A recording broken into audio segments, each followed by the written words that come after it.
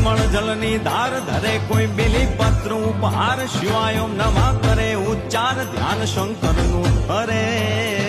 ધર્મ અર્થ ને કામ મોક્ષ સંચારુ ફળ ને શામ સદા શિવ હામ ઠામ ને ઠામ સમર્પે સેવક દ્વારે હર હર હર મહાદેવ ભોલિયા હર હર હર મહાદેવ હર હર હર મહાદેવ ભોલિયા હર હર હર મહાદેવ શિવ સમા